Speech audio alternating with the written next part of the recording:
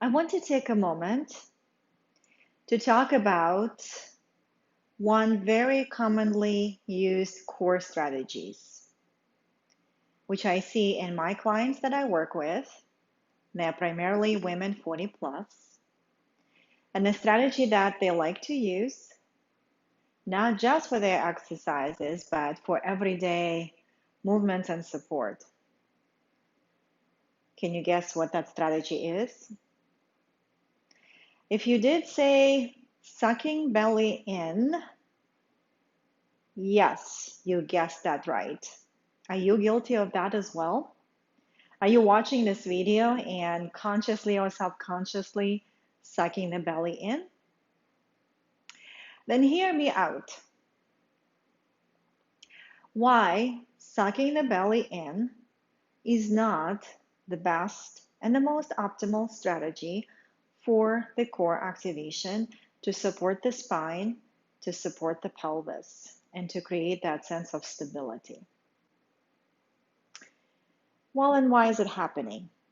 Possibly from some old habits, or you might hear your moms telling you, so pull the shoulder blades back, bring the chest forward, keep yourself upright, suck the belly in, and go.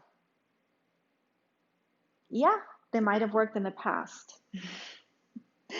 Or they kind of sounded pretty okay. Or perhaps, yes, you're reaching your 40s and your body is changing, the shape of your body is changing, and you're becoming more and more concerned, more and more self-conscious.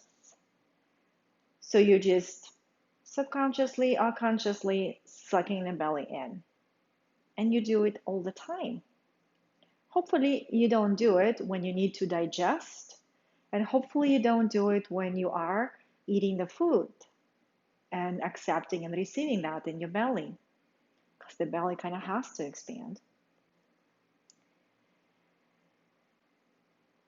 So, sucking the belly in, if this is your strategy, here are a few reasons why it's not the best one to use.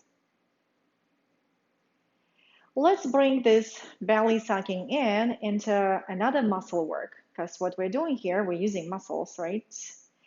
So how about we'll bring this into bicep curl.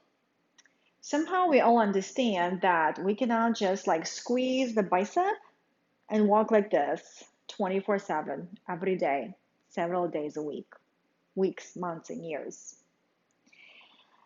So what are some possibilities that might happen if we constantly keep that under tension?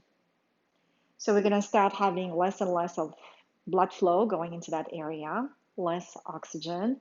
So the muscle is going to just get simply tired and tight and then weak.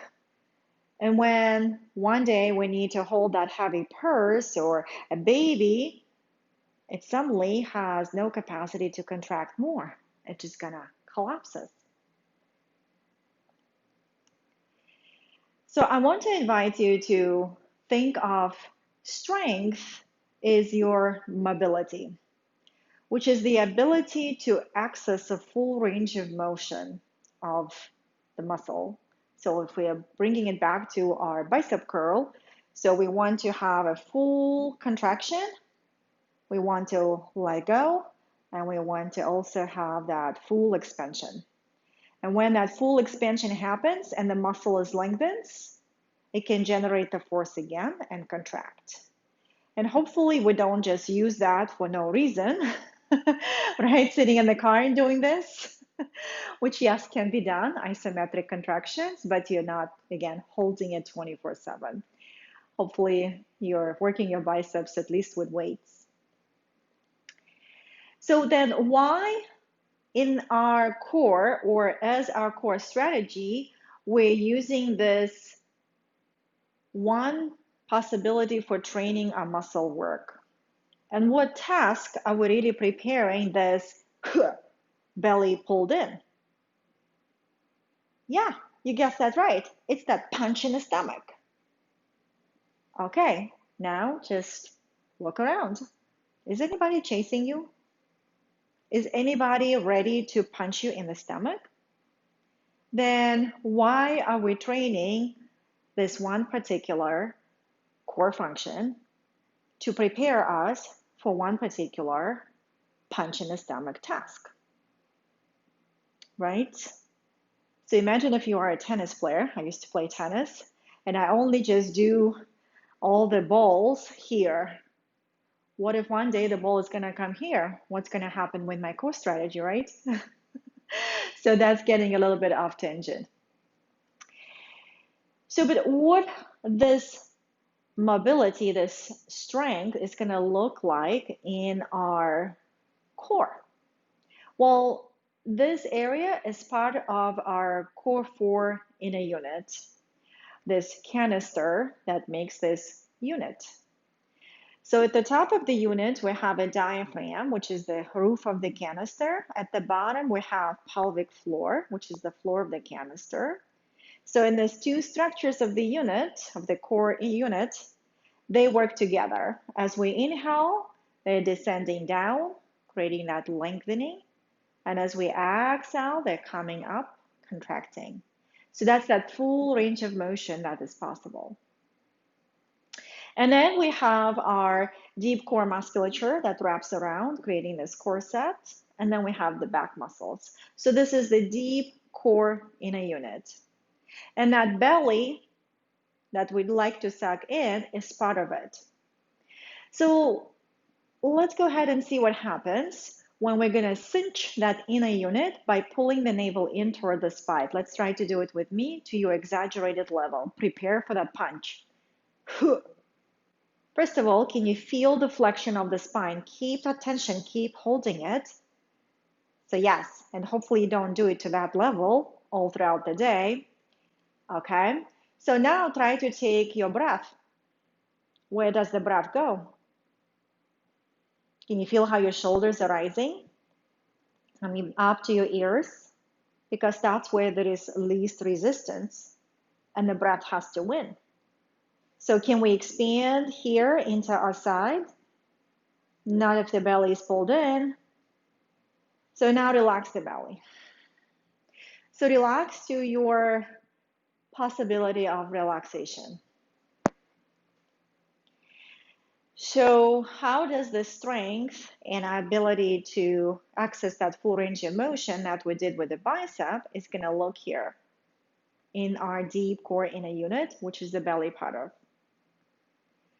So it's going to look like is our ability to fully expand front, side, back as we inhale. It's our ability to fully descend down and allowing the pelvic floor to relax and lengthen. And as we exhale, we have that ability to contract and go back to that same state to take another inhalation. So bring your hands to your sides of the rib cage and see if you can inhale into the sides and feel the expansion. So see that gentle movement out.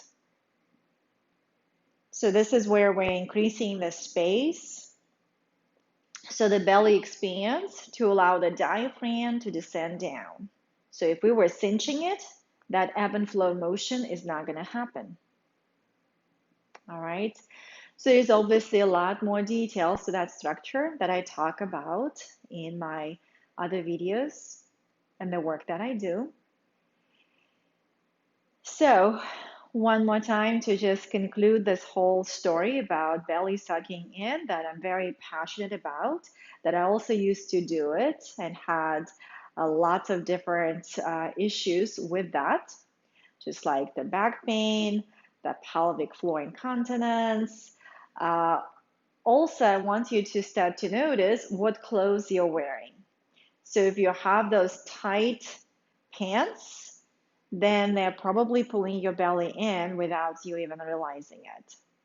So what if you next time purchase the pants that are not so tight? Or you perhaps just intentionally at home somewhere when nobody sees you, allow yourself to feel, again, that full range of motion. Can you contract just enough without flexing your spine? And then can you release fully? And then maybe now try to do it with the breath. So put your one hand on the side of the rib cage, another one on the belly. So can you expand to the side and notice what happens in the belly as long as it's relaxed? Can you feel how you're inhaling and your rib cage expanding out? The belly is just kind of pushing forward to your hand. And as you exhale, we're creating that upward lift up and in. An upward lift starts from your pelvis. So because again, it's descending, so that means it has to contract and come up. So it's not just doing this. It works together as one deep, interbalanced, interconnected unit. So treat your belly